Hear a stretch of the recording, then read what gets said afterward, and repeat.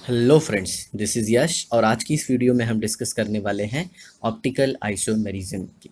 तो जैसे कि आप सबको पता है, ये हमारी हेलोजन डेरिवेटिव की फिफ्थ पार्ट की वीडियो है। ठीक है, तो आई होप आपने चारों पार्ट अच्छे से देखा होगा और अपने फ्रेंड्स के साथ भी शेयर किया होगा। ठीक है, तो चलिए देखते हैं आइसोमेरिज्म शब्द, जिसको आपने 11th स्टैंडर्ड में ऑलरेडी पढ़ा है। आइसोमेरिज्म क्या होता है? कंपाउंड्स और the molecules having same molecular formula but different physical और केमिकल प्रॉपर्टी। मतलब ऐसे मॉलिक्यूल जिनका मॉलिक्यूलर फॉर्मूला तो सेम होगा, बट वो जनरली एक या फिजिकल केमिकल, मतलब उनकी एक फिजिकल या केमिकल प्रॉपर्टी अलग होती है। आई नो आप में से बहुत सारे लोग ऐसे सोच रहे होंगे कि आपने तो पढ़ा है same molecular formula but different structural formula. जी हाँ, वो टेक्स्ट बुक के हिसाब से सही है, बट हायर लेवल पे हमें ऐसे बोलना होता है कि ऐसे कंपाउंड जिनका मॉलिक्यूलर फार्मूला तो सेम होता है, बट उनकी कोई एक फिजिकल या केमिकल प्रॉपर्टी एटलीस्ट एक फिजिकल या केमिकल प्रॉपर्टी अलग होनी चाहिए। What is the relationship between, देखिए एक कैन यू रिकॉल, ये अब प्रीवियस नॉलेज से, प्रीवियस नॉलेज मतलब आपको ऑलरेडी पता होना चाहिए।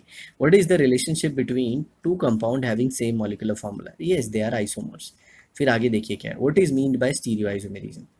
स्टीरियो आइसोमेरिज्म, ओके, इसमें मॉलिक्यूलर फार्मूला सेम होता है, the isomers which are having same molecular formula but they differ in orientation in three dimensional space. मतलब थ्री डायमेंशनल स्पेस में वो अलग तरीके से होंगे, कैसे वो देखते हैं। तो चलिए ये एग्जाम्पल आप देखिए, first example, second example and third example. आप इसे केयरफुली ऑब्जर्व कीजिए। देखिए यहाँ पे ये पहला कार्बन है, आप देख सकते हैं सब लोग, ये फर्स्ट कार्बन जिसे मैंने येलो डॉट से बनाया है, अब उसे ग्रीन कर देता हूँ। ये देखिए ये पहला कार्बन है, ये पहला कार्बन। आप इसमें देखेंगे तो सारे अरेंजमेंट जो है वो सेम है, सारे अरेंजमेंट देखिए सेम है। तो अब देखिए पहले वाले दूसरे वाले को ध्यान से ऑब्जर्व कीजिए। यहाँ पे लेफ्ट में बी आर है, सॉरी राइट में बी आर है, लेकिन अब यहाँ पे राइट में कौन है?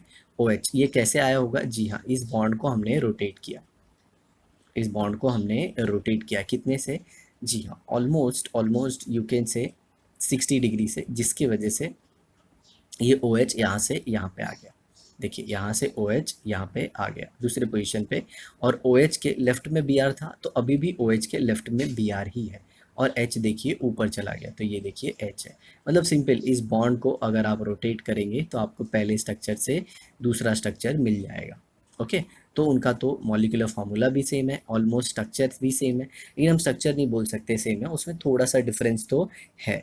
कैसे कैसे? जी हाँ, अगर आप देखें पहले कार्बन के कंपेयर में सेकेंड कार्बन, तो पहले कार्बन में राइट में ओ एच था, तो दूसरे कार्बन में राइट में बी आर था, लेकिन अभी यहाँ पे राइट में ओ एच है, लेकिन यहाँ पे राइट में भी ओ एच है, तो ये दोनों अलग हुए। तो ये पहला और जो दूसरा है, इसे हम कहते हैं generally they are conformational isomers.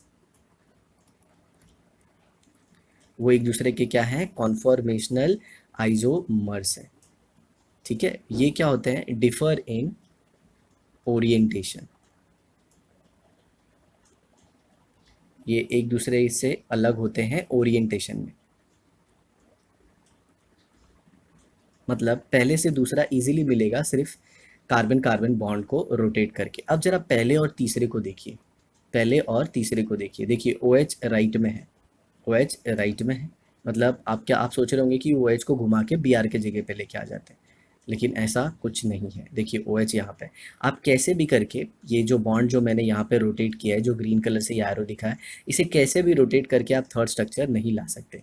ठीक है, तो ऐसे आइसोमर को जो जो डिफर करते हैं किसमें? Those isomers which differ in arrangement. ठीक है, उसमें क्या है? अरेंजमेंट। आप यहाँ पे देख सकते हैं, अब यहाँ पे बी आर के लेफ्ट में कौन हो गया? बी आर के लेफ्ट में ओ एच हो गया, जबकि आप देखेंगे तो बी आर के लेफ्ट में किसे होना चाहिए था? एच को, और बी आर के राइट में किसे होना चाहिए था? ओ एच को। सर आप कैसे लेफ्ट और राइट बोल रहे हैं, हमें नहीं समझ में आ रहा है। तो सिंपली आपको क्या सोचना है कि जो भी मैं आइटम बोलूँ उसके जगह पे आपको खुद को एज्यूम करना है। तो बी आर मैंने बोला, तो आप मान लीजिए बी आर की जगह पे आप हो, तो आपका राइट क्या होगा? ओ एच ना, और लेफ्ट क्या होगा? एच। सिंपल सी बात है। जी हाँ, ग्रुप के साइड आप अपना चेहरा कर लीजिए। ठीक ऐसे ही यहाँ पे अगर आप देखें तो बी आर, आप खड़े हो गए, अब आपका चेहरा कौन से साइड में होना चाहिए? जी हाँ, ग्रुप, ये दोनों ग्रुप की तरफ, दैट इज एच और ओ एच की तरफ। तो ओ एच किधर है? लेफ्ट में, और एच किधर है? राइट में, और यहाँ पे बी आर के ओ एच राइट में था और एच लेफ्ट में था। तो ये किस में डिफर कर रहे हैं? अरेंजमेंट में।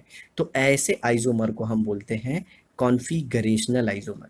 जी हाँ, ये सारी चीज़ें आपने 11th स्टैंडर्ड में पढ़ी हैं।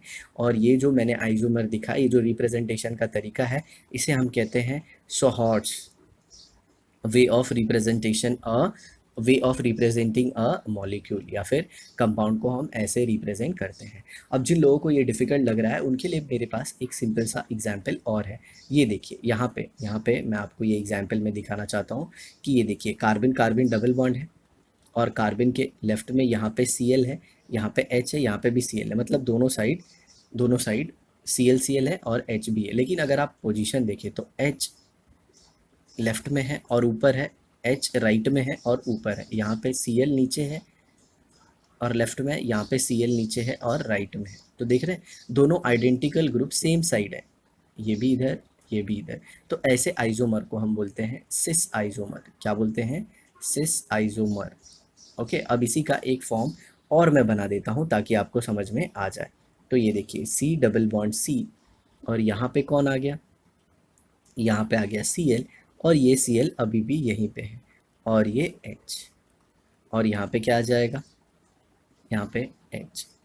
तो देखिए, ये दोनों एक ही मॉलिक्यूल है? जी नहीं, ये दोनों मॉलिक्यूल अलग अलग है, क्योंकि कार्बन कार्बन बॉन्ड के अक्रॉस आप रोटेट नहीं कर सकते। तो ऐसे रोटेशन को बोलते हैं हिंडर्ड रोटेशन। हिंडर्ड रोटेशन मतलब यहाँ पे ये रोटेशन पॉसिबल नहीं है। जी हाँ, दोनों ही अलग अलग कंपाउंड है, दोनों की प्रॉपर्टी एकदम अलग अलग होगी। ठीक है, ये देखिए, तो इसे हम कहते हैं ट्रांस आइसोमर। क्यों ट्रांस आइसोमर? दोनों ग्रुप जो है वो अलग अलग हैं, या उनके बीच में डिस्टेंस अलग अलग है। ठीक है, तो ये जो हमने आइसोमर का एग्जाम्पल देखा, इसे हम कहते हैं ज्योमेट्रिकल आइसोमर। तो ये एग्जाम्पल था ज्योमेट्रिकल आइसोमेरिज्म का। ठीक है, और जो ऊपर आपने अभी तक सब कुछ पढ़ा है, जो ऊपर आपने अभी पढ़ा, कॉन्फिगरेशनल, कॉन्फॉर्मेशनल एंड ज्योमेट्रिकल, तो मैं आपको बताना चाहूँगा जो स्टीरियो आइसोमर है, स्टीरियो आइसोमर वो बेसिकली ऐसे ही क्लासीफाई होता है। तो पहले आ जाएगा आपका GI, that is geometrical isomers, फिर आ जाएगा कॉन्फॉर्मेशनल, और फिर आ जाएगा यहाँ पे कॉन्फिगरेशनल। ये सारे किस में आते हैं? जी हाँ, स्टीरियो आइसोमर में। मैंने ये सब क्यों इतना बताया? ताकि मैं नहीं चाहता कि कोई भी स्टूडेंट किसी भी कंफ्यूजन में रहे, उसे हर एक चीज़ डिटेल में पता होनी चाहिए। ठीक है, आगे देखिए, isomer having same bond connectivity that is structural formula are called as stereoisomers. जिनमें बॉन्ड कनेक्टिविटी सेम हो उसे हम स्टीरियो आइसोमर कहते हैं। Knowledge of optical isomerism. Sir, ये ऑप्टिकल शब्द का मतलब क्या है? ऑप्टिकल मतलब रिलेटेड टू लाइट। ठीक है, लाइट से रिलेटेड उनका बिहेवियर एक होता है। Which is a kind of stereoisomer will be useful to understand nucleophilic substitution reaction of alkyl halide. देखिए, अब ये जो रिएक्शन है ऑप्टिकल आइसोमेरिज्म वाला, ये हमें हेल्प करेगा, जिसमें एक न्यूक्लियोफाइल सब्स्टिट्यूट करेगा। क्या होगा? एक न्यूक्लियोफिलिक सब्स्टिट्यूशन रिएक्शन होगा। ठीक है, मतलब एक नेगेटिव चार्ज वाला बेंजीन पे अटैक करेगा। ठीक है, और किसी एक को रिप्लेस कर देगा। तो उस रिएक्शन को समझने के लिए हमें इसे समझना ज़रूरी है। Chiral atom and molecular chirality. देखिए, ये यहाँ से सब कुछ दिया है, या आपको सब खुद से करना है। Make a 3D model of 2 chlorobutane, make another model of a mirror image उसका, फिर try to superimpose the two models on each other, do they superimpose on each other exactly, comment on whether the two models are identical or not। ये सब कुछ आगे दिया है, वो अब भी हम देखते हैं, और हर एक शब्द का मतलब मैं आपको बताता हूँ। देखिए, let us now jot down the atom group attached to each carbon atom in 2 chlorobutane। देखिए, ये जो कंपाउंड है ये 2 chlorobutane है, क्योंकि यहाँ पे क्लोरीन अटैच है सेकेंड कार्बन को। ठीक है सर, लेकिन राइट से नंबरिंग करें तो 1 2 3, तो ये तीसरे पे आ रहा है, लेकिन लेफ्ट से करें तो 2, तो जहाँ से नंबरिंग कम आती है वहाँ से स्टार्ट करना होता है। ठीक है, देखिए, पहला कार्बन, तो पहले कार्बन को क्या अटैच है? 3 हाइड्रोजन। दूसरा कार्बन, एक हाइड्रोजन अटैच है, और एक क्या अटैच है? एक क्लोरीन, और ये एक लेफ्ट में क्या है? मिथाइल। ठीक है, और तीसरा ये वाला ग्रुप अटैच है। तीसरे कार्बन को देखिए, इस कार्बन को, इसको 2 कार्बन अटैच है और 2 हाइड्रोजन, तो ये देखिए 2 हाइड्रोजन हो गए, बाकी के ये 2 कार्बन। ठीक है, और एक कार्बन पे क्या अटैच है, क्लोरीन, तो ये देखिए क्लोरीन यहाँ पे भी है। सेम ऐसे ही फोर्थ का आप भी कर सकते हैं। It can be seen that the four group bonded to C2 carbon atom all are different from each other. Carbon atom in a molecule which carries four different group or atom is called as chiral carbon atom. Very important, very important, chiral carbon atom, या फिर इसे ही हम asymmetric carbon atom भी कहते हैं। क्या कहते हैं, असिमेट्रिक कार्बन एटम। आप ऐसा मान लीजिए, चलिए मैं आपको एक एग्जांपल से बताता हूँ। एक ऐसा कार्बन जिसमें उसकी चारों वैलेंसीज,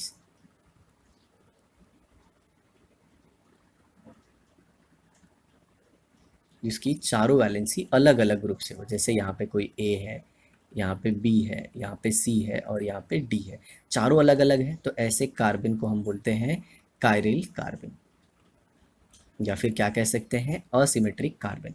ये सेम चीज़ देखेंगे हम 2 क्लोरोब्यूटेन में। तो चलिए मैं यहीं पे बना देता हूँ, ये मिथाइल हो गया और ये इस कार्बन से अटैच है, इसको एक क्लोरीन अटैच है और इसको कुछ मान लीजिए ऐसे अटैच है। सर ये आप ऐसा ड्राइंग क्यों बना रहे हो, जी हाँ मैं टेट्राहेड्रल कार्बन को रिप्रेजेंट कर रहा हूँ। मान लीजिए इधर H है और ये है CH2 और ये है CH3। तो देखिए इसको 4 ग्रुप अटैच हो गए। सर कैसे, यहाँ पे देखो ध्यान से, ये देखिए एक इथाइल ग्रुप, एक मिथाइल ग्रुप, एक क्लोरीन और एक हाइड्रोजन। देखिए चारों अलग अलग है, तो ऐसे कार्बन को हम क्या बोलेंगे, कायरल कार्बन। सर ये कायरल कार्बन क्या होता है, जनरली इसकी प्रॉपर्टी होती है लाइट को रोटेट करने की। ये लाइट को क्या करता है, रोटेट। ठीक है सर, कौन सी लाइट को, वही तो हम आगे पढ़ने वाले हैं। तो आई होप आपको कायरल समझ में आया होगा। तो क्या सर सिर्फ कायरल कार्बन ही होता है, दूसरे कोई एटम नहीं होते, जी हो सकते हैं ना, कोई भी एक sp3 हाइब्रिडाइज्ड एटम, कोई भी एक sp3 हाइब्रिडाइज्ड एटम, ठीक है, वो नाइट्रोजन हो सकता है, फॉस्फोरस हो सकता है, ठीक है, नाइट्रोजन हो सकता है, फॉस्फोरस हो सकता है, सल्फर हो सकता है। ओके, आप ऐसे कोई दूसरे एटम भी ले सकते हैं, सिलिकॉन भी हो सकता है, ठीक है, लेकिन sp3 सेंट्रल एटम होना चाहिए। लेकिन हम ऑर्गेनिक केमिस्ट्री पढ़ रहे हैं और हमारे लिए जो सबसे इम्पॉर्टेंट है वो तो कार्बन की केमिस्ट्री है। ठीक है, आगे देखिए। Thus, C2 in chlorobutane is a chiral carbon. Chiral atom in a molecule is marked as asterisk. ये देखिए asterisk से आपको दिखाना होगा, तो ये सेकेंड क्या हो गया, chiral, उसे asterisk से दिखा दिया। When a molecule contain a chiral atom, it acquires a unique property. उसके पास एक unique property होती है, such as molecule can superimpose perfectly on its molecule cannot superimpose perfectly on its mirror image. Okay, it is called as a chiral molecule. मतलब अगर आपको chiral molecule को पहचानना है या फिर कायरल सेंटर को देखना है, तो आप उसका मिरर इमेज देख लीजिए और उस मिरर इमेज को उठा के जस्ट उसी के ऊपर रख दीजिए। जैसे इस फिगर में आप देख लीजिए, यहाँ पे देखिए ये क्या है, ये क्या है, 2 क्लोरोब्यूटेन का मिरर इमेज। देखिए ये Cl था, आपने यहाँ पे मिरर लगा दिया, ये मिरर है आपका। तो ये क्लोरीन देखिए यहाँ पे दिख रहा है, ये मिथाइल ऊपर दिख रहा है, ये यहाँ पे, और ये H लेफ्ट में है, तो इसमें H किधर है, राइट, ये मिरर। अब इसी को ऐसे ही जैसे का तैसे ऐसे उठा के इसके ऊपर रखिए, और जैसे ही उठा के इसके ऊपर रखेंगे आप देखेंगे क्लोरीन उल्टा आ गया, मतलब क्लोरीन राइट में, इसमें क्लोरीन किधर है, सॉरी इसमें क्लोरीन किधर है, लेफ्ट में है, इसमें क्लोरीन किधर है, राइट में। देखिए क्या सुपर इम्पोज हो रहे हैं। अगर ऐसा होता, देखिए मान लीजिए ऐसा होता कुछ, CH3CCl और यहाँ पे H और यहाँ पे C2H5, ठीक है, और आपने उठा के दूसरे मॉलिक्यूल को रखा जो कि कुछ ऐसे ही है, CH3, उसका यहाँ पे भी Cl है और यहाँ पे क्या है, C2H5, और इसी साइड क्या है उसका H, तो इसे कहते हैं सुपर इम्पोज। बट ये नॉन सुपर इम्पोजिबल है, मतलब इसे उसी तरह उठा के जब इसके ऊपर रखा तो वो एक दूसरे जैसे होते नहीं है। ठीक है, non super imposable mirror image. A chiral molecule and its mirror image both have same structural formula, of course, the same molecular formula. The spatial arrangement of the four different group around the chiral atom, however, is different. जो उसमें arrangement है वो अलग अलग होता है। जैसे जैसे देखिए arrangement कैसे अलग है, पहले वाले मिथाइल के राइट में क्लोरीन है, लेकिन यहाँ पे मिथाइल के लेफ्ट में क्लोरीन है, इसके लेफ्ट में हाइड्रोजन है लेकिन इसके राइट में हाइड्रोजन है, तो इनका जो अरेंजमेंट है वही अलग अलग है। अब आप कुछ लोगों को डाउट आता होगा, सर ये डॉट क्या है, और ये सॉलिड मतलब ये ऐसा डॉटेड क्या दिखाया है कुछ, और कुछ ऐसा क्या दिखा है सर, यहाँ पे आपने भी ये ऐसे कुछ डॉटेड दिखाया, तो जी हाँ, इसको बोलते हैं डॉट वेज। क्या बोलते हैं? Dot wedge. और इसको क्या बोलते हैं? जी हाँ, इसको बोलते हैं सॉलिड वेज। ये रिप्रेजेंटेशन का एक तरीका है। मान लीजिए कि ये जो है ये आपके पेपर में रख दिया गया है, पेपर में ये मॉलिक्यूल जो है आपके पेपर के ऊपर रख दिया गया है। तो अब पेपर के ऊपर रख दिया गया है, चलिए मैं ये पहले तो ये चीज़ों को मिटा लेता हूँ। अब आपको ये बारीकी से समझ में आएगा। ठीक है, अब ये मॉलिक्यूल को पेपर में रख दिया, तो पेपर में रख दिया तो क्या होगा? जी हाँ, पेपर में रखने से एक चीज़ होगी कि इसके दो बॉन्ड पेपर पे आ जाएंगे। ये सॉलिड वाले को थोड़ा और थिक कर देता हूँ, तो ये देखिए ये प्लेन ऑफ पेपर पे आ गया, ये प्लेन पे। तो ये जो डॉटेड वाला आप देख रहे हैं ये पेपर के पीछे है, और जो डी जो देख रहे हैं वो पेपर के आगे है, मतलब आपकी तरफ है। अगर मान लीजिए आप यहीं से ऊपर से ऐसे देख रहे हैं, ठीक है, जैसे मैं स्क्रीन के सामने बैठा हूँ ऐसे आप स्क्रीन के सामने बैठे हैं, और हमने इस मॉलिक्यूल को, टेट्राइडल कार्बन को ऐसे पेपर पे रख दिया, तो पेपर पे ही ये ए आएगा और ये बी आएगा, लेकिन पेपर के पीछे सी आएगा, और आपके सामने आपकी तरफ कौन आएगा? डी, क्योंकि हमें ये एंगल को कितना मेंटेन करना है? जी 109 डिग्री 28 मिनट्स। आई होप आपको समझ में आ गया होगा। ठीक है, तो वैसा करने पे ये डॉटेड सी पीछे चला गया और सॉलिड जो आ गया डी वो आगे। सॉलिड क्यों रिप्रेजेंट किया? क्योंकि ये हमें अच्छे से दिखता है, क्योंकि ये हमारे नज़दीक है, हमारी तरफ है। और इसको डॉटेड क्यों रिप्रेजेंट किया? ये हमसे दूर है, ये धुंधला दिखेगा, ये इतने अच्छे से नहीं दिखेगा। ठीक है, यही रीज़न है। चलिए आ जाते हैं अपने थियरी वाले पार्ट पे। Other refer 11 standard chemistry text book. ठीक है, यहाँ पे देखिए, the relationship between a chiral molecule and its mirror image it's similar to the relationship between left and right hand. जैसे लेफ्ट हैंड, उसका राइट हैंड को आप राइट हैंड को उठा के लेफ्ट हैंड पे रखने की कोशिश करेंगे या फिर ऑपोजिट करेंगे तो वो सुपर इम्पोज नहीं होंगे। आई होप आपको सुपर इम्पोज शब्द का मतलब समझ में आ गया। Therefore it is called as handedness और कायरलिटी। ओके, ये ग्रीक शब्द से लिया गया है। Cheir means hand. ठीक है, आगे देखिए, the stereo isomerism in which isomers have different spatial arrangement of a group और atom around a chiral atom is called as optical isomerism. मतलब एक ऐसा आइसोमेरिज्म जिसमें सेंट्रल एटम के सराउंडिंग में जो ग्रुप है उनका अरेंजमेंट चेंज हो जाएगा, तो उसे हम ऑप्टिकल आइसोमेरिज्म कहेंगे। अरे सर, आपने स्टार्टिंग में ही एक एग्जाम्पल दिया था जिसमें फर्स्ट और थर्ड में अरेंजमेंट अलग आया था, तो क्या वो एक दूसरे के ऑप्टिकल आइसोमेरिज्म है? जी हाँ प्यारे बच्चों, आगे चल के हम कॉन्फ़िगरेशनल में ही ऑप्टिकल एक्टिविटी को पढ़ते हो। आप एकदम करेक्ट हो, जो स्टार्टिंग का पहला और तीसरा एग्जाम्पल था वो ऑप्टिकल आइसोमर का ही है। The optical isomers differ. Optical मतलब, ऑप्टिक शब्द मतलब लाइट होता है, वो लाइट को अलग अलग डायरेक्शन में रोटेट करते हैं। कौन सी लाइट को कैसे, वो हम देखेंगे। In terms of measurable property is called as optical activity. Optical isomer differ from each other in terms of measurable property called as optical activity. Optical activity मतलब optics के प्रेजेंस में एक्टिविटी, मतलब वो लाइट को कैसे rotate करते हैं। To understand optical activity we must know the plane polarise light.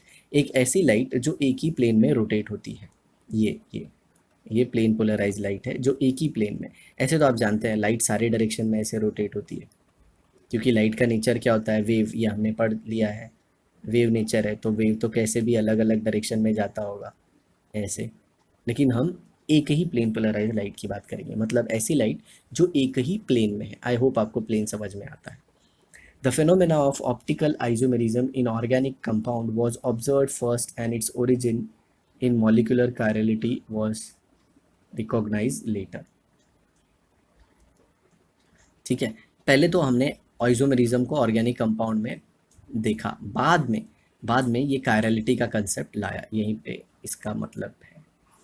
Plane polarized light. An ordinary light consists of electromagnetic waves having different oscillation of electric and magnetic field in all possible plane perpendicular to the direction of propagation of light। वही, अगर light ऐसे जा रही है तो ये ऐसे भी हो सकता है, ऐसे भी हो सकता है, ऐसे भी होगा, ऐसे भी होगा, हर एक डायरेक्शन में। वही, when ordinary light is passed through Nicol prism oscillation only in one plane emerges out। मतलब ऐसी जो रैंडम ओरिएंटेशन था उसे निकॉल प्रिज्म से पास कर देंगे तो एक डायरेक्शन में आ जाएगा। ये देखिए, ये सब एक डायरेक्शन में आ गया, ये सब ऐसे आएगा, ये एक का है, ऐसे बहुत सारी होंगी तो सब ऐसे दिखेंगी। Such a light having oscillation only in one plane perpendicular to direction of propagation of light is known as plane polarized light। देखिए ये लाइट जो है इसका ऑसिलेशन एक ही प्लेन में, ये ऐसे, और लाइट ऐसे जा रही है, ऐसे जा रही है, तो ये देखिए ना इनके बीच में एंगल कौन सा हो गया, 90 डिग्री, क्योंकि लाइट के जाने का डायरेक्शन ये है और उसका रोटेशन ये है। Okay, having oscillation only in one plane, ये वन प्लेन ऑसिलेशन है। अगर ऐसा ऑसिलेशन हो तो इसे वन प्लेन नहीं कहेंगे। ठीक है, ये मिक्स्ड ऑसिलेशन है। अब डाउट आता है जनरली बच्चों को कि सर ये निकोल प्रिज्म ऐसा क्या कर देता है कि जो लाइट होती है वो प्लेन पोलराइज हो जाती है। तो मान लीजिए निकोल प्रिज्म एक खिड़की की तरह है, आपके घरों में जैसी ये खिड़कियाँ होती हैं ना, ऐसी है। जी हाँ, मान लीजिए ये विंडो है आपके घर की, जैसे कि ओल्ड विंडोज़ होती है ना, ये विंडो लगी और उसमें ये रॉड लगे हुए हैं, एल्यूमिनियम के या फिर आयरन के, या फिर आप कह सकते हैं they are made up of even wooden stick. ठीक है, और आप इसमें से एक पेंसिल फेंकना चाहते हैं। ये पेंसिल है, मान लीजिए ये पेंसिल को आप इसमें से फेंकना चाहते हैं। तो आप मेरे को बताइए क्या पेंसिल इसमें से निकल जाएगी? जी नहीं। अगर आप 10 पेंसिल फेंकेंगे तो क्या 10 पेंसिल निकलेगी? जी नहीं। जो पेंसिल एग्जैक्टली इसके इसके जो गैप है उसके प्लेन में ही आएगी, मतलब अगर पेंसिल ऐसे आएगी ऐसे, तो वो ईजिली इससे पास होके जाएगी। तो सिंपल सी बात है। तो जब ये लाइट, ऑर्डिनरी लाइट जो हर एक डायरेक्शन में ऑसिलेट होती है, जब वो निकोल प्रिज्म में जाती है तो उसका वो पार्ट जो इसके प्लेन में होता है, मतलब जो स्लिट से इजीली निकल सकता है, वही पास होता है। तो सिंपल सी बात है, एक ही प्लेन वाली मिल जाती है। जैसे कि जो पेंसिल ऐसे होगी वही पास हो पाएगी। ठीक है, इसे ज़्यादा डिटेल में ऐसे कुछ पढ़ने की ज़रूरत नहीं है। जनरली बच्चों का डाउट होता है तो फ़र्ज़ बनता है मेरा उसे क्लियर करना। क्या आप जानते हैं Nicol prism is a special type of prism made up of pieces of calcite. ठीक है, कैल्साइट जो है it is a crystalline form of calcium carbonate. अब जिन लोगों ने मेरी सॉलिड स्टेट की पूरी वीडियो देखी होगी उन्हें पता होगा, मैंने बताया था कि कैल्साइट जो है वो दो फॉर्म में होता है, जो पॉलीमॉर्फस दिखाता है। जैसे कि एक होता है कैल्साइट और दूसरा होता है एरागोनाइट। दोनों में कैल्शियम कार्बोनेट ही होता है, लेकिन उन दोनों का क्रिस्टल स्ट्रक्चर अलग अलग होता है। Okay, arranged in specific manner, Nicol prism is also called as polarizer. Nicol prism को हम पोलराइजर भी कहते हैं। अब ऑप्टिकल एक्टिविटी क्या है? Where an aqueous solution of a certain organic compound like sugar, lactic acid is placed in the path of plane polarized light, the transmitted light has oscillation in a direction of a plane than the original. The transmitted light has oscillation in a different plane than the original। चलिए अब इसे एक example से समझाने की कोशिश करते हैं। ठीक है, ये देखिए, ये आपकी प्लेन पोलराइज लाइट या फिर ये आपकी अलग डायरेक्शन में ऑसिलेट करने वाली लाइट, ऐसे ले लेता हूँ मैं। ये देखिए, अब आपने इसको किससे पास कर दिया? ये लाइट को आपने इसको पास कर दिया निकोल प्रिज्म से, और फिर आपको मिल गया कुछ ये प्लेन पोलराइज लाइट। ठीक है, और फिर इस प्लेन पोलराइज लाइट को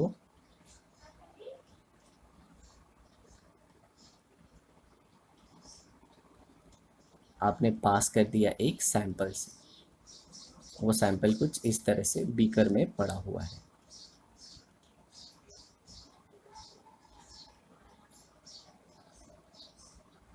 ऐसे यहाँ पे सैंपल है। चलिए इस डायग्राम को पहले पूरा कर लेते हैं। तो ये आपकी लाइट है जो ऑलमोस्ट हर एक डायरेक्शन में ऑसिलेट कर रही है। ठीक है, और आपने इसे किससे पास कर दिया? जी हाँ, निकोल प्रिज्म से। और फिर आपको क्या मिल गई? एक ही डायरेक्शन में रोटेट करने वाली light, that is called as PPL. PPL मतलब प्लेन पोलराइज लाइट। ये, और इस प्लेन पोलराइज लाइट को, ये जो प्लेन पोलराइज लाइट है, इसको आपने एक सैंपल से पास कर दिया। मान लीजिए सैंपल कोई एक ऐसा कंपाउंड का है जिसमें कायरल सेंटर है, जिसमें कायरलिटी है। ठीक है, या फिर ये ऑप्टिकली एक्टिव है। ये सैंपल हो गया आपका। तो अब आप कुछ ऑब्जर्वेशन देखते हैं, और वो ऑब्जर्वेशन क्या है वो बता देता हूँ मैं आपको। अब आपने क्या देखा? ये जो लाइट थी, अब ये ऐसे हो गई, मतलब ये अब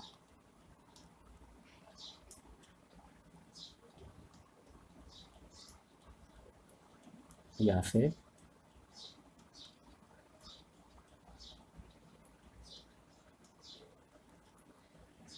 ओके, मतलब ये लाइट को यहाँ पे बीच में और लिखना ज़रूरी है। तो ये देखिए, ये लाइट कौन से डायरेक्शन में रोटेट हो गई? जी हाँ, राइट डायरेक्शन में, या फिर क्लॉकवाइज आप कह सकते हैं। और ये कौन से डायरेक्शन में आ गई? जी हाँ, एंटी क्लॉकवाइज या फिर लेफ्ट हैंड साइड के डायरेक्शन में। तो ये जो सैंपल है, ये इस प्लेन पोलराइज लाइट को रोटेट करता है, इधर क्लॉकवाइज डायरेक्शन या फिर एंटी क्लॉकवाइज डायरेक्शन। और अगर ऐसा होता है तो ये जो सैंपल है इसे हम कहते हैं ऑप्टिकली एक्टिव। क्या कहते हैं? Optically active. लेकिन अगर ये पीपीएल ऐसे ही आ जाती है, मतलब ये जैसा है वैसा सेम आपको, अगर राइट हैंड साइड में भी कुछ ऐसा ही दिख जाता है, मतलब ऐसा एग्जैक्टली कुछ इधर दिखता है, मतलब लाइट के रोटेशन में कोई चेंज नहीं, मतलब जैसे लाइट थी एक प्लेन में वैसी ही है, तो ये सैंपल जो है, ये जो सैंपल है, ये हो जाएगा optically inactive. Optically inactive, optically inactive मतलब लाइट के लिए इसकी कोई भी एक्टिविटी नहीं है, ये लाइट को कुछ भी करता नहीं है। ठीक है, क्लॉकवाइज एंड एंटी क्लॉकवाइज। और आगे चल के देखेंगे आप कि जो सैंपल लाइट को क्लॉकवाइज रोटेट करते हैं उसे हम डेक्स्ट्रो कहते हैं, और इस एंगल ऑफ रोटेशन को हम पॉजिटिव लेते हैं। मान लीजिए ये प्लेन पोलराइज लाइट का एंगल था, ये एंगल था। ठीक है, तो आप देख रहे हैं सब राइट साइड गए, और मान लीजिए ये एंगल था, तो ये वाला एंगल लेफ्ट साइड गया।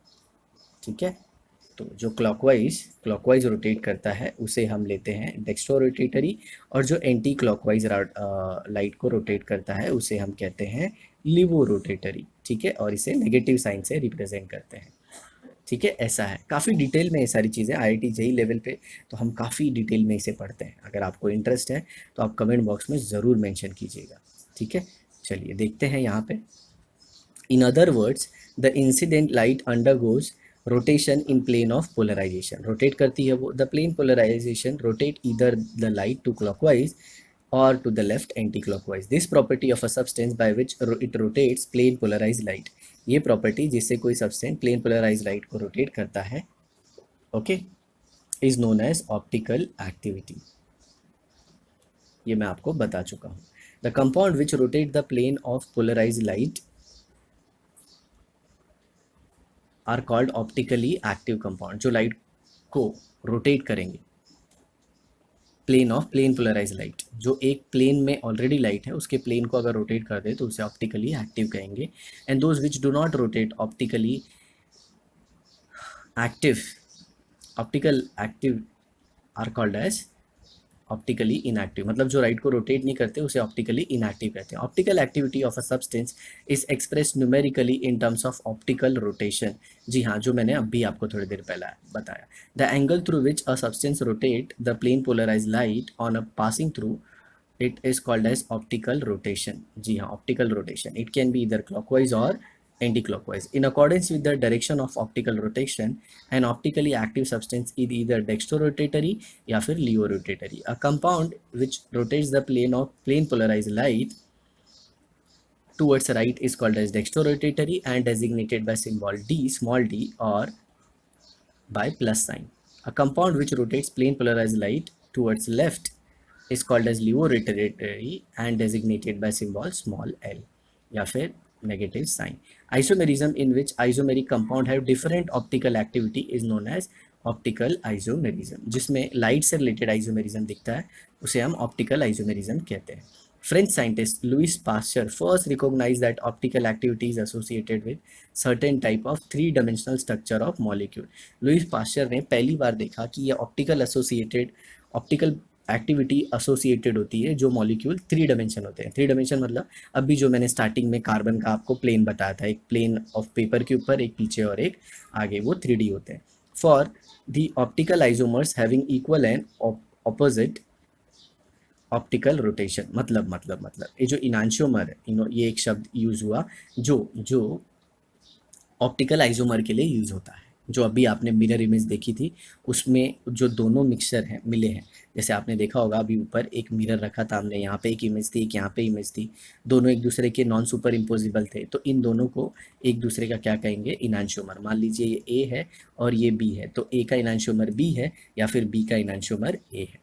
ठीक है, ये फिगर कुछ दिए गए हैं यहाँ पे, indicates few objects in our day-to-day life which exhibit superimposable and non-superimposable mirror image। तो ये जो लेफ्ट हैंड साइड में आप देख रहे हैं ये सारे नॉन सुपर इम्पोजिबल है, मतलब ये राइट जो मिरर है ये बीच में क्या है, मिरर, ये जो रेड कलर का, अगर इसी को जस्ट उठा के इसके ऊपर रखेंगे तो ये सुपर इम्पोज नहीं होगा, ये देखिए यहाँ पे दिया है।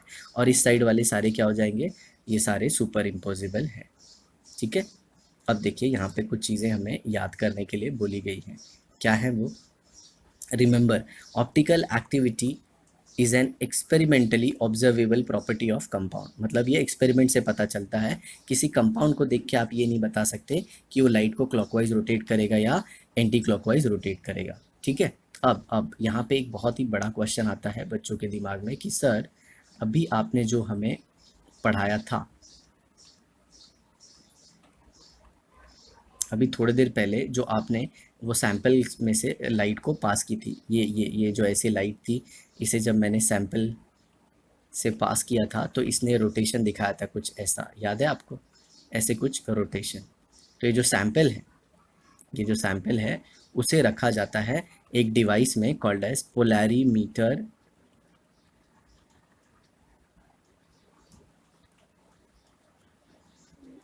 ट्यूब। ठीक है, पोलैरीमीटर ट्यूब में उसे रखा जाता है और पूरे डिवाइस को पोलैरीमीटर बोलते हैं।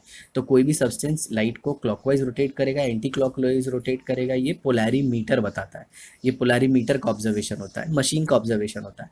कोई भी सब्सटेंस को देख के आप नहीं बता सकते कि ये लाइट को क्लॉकवाइज रोटेट करेगा या फिर एंटी क्लॉकवाइज। मतलब सिंपल भाषा में बोलूँ तो जब तक आपको पता नहीं है कि वो डी फॉर्म है या एल फॉर्म है, आप नहीं बता सकते कि उसका रोटेशन क्या है।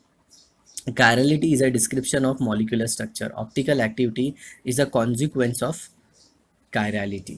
ठीक है, तो मॉलिक्यूलर स्ट्रक्चर को हम देख के बताते हैं कि वो कायरल है या नहीं है, और कायरल होने के बाद हमें पता चलता है कि वो ऑप्टिकल एक्टिव है या नहीं।